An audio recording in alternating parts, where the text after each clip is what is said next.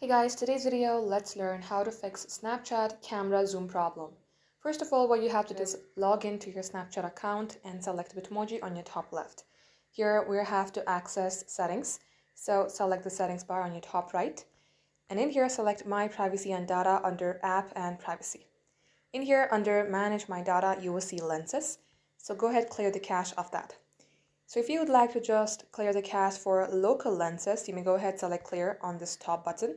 If not, you can also clear all the lenses data for all the lenses. Now as you do that, it might simply solve your problem of camera zoom.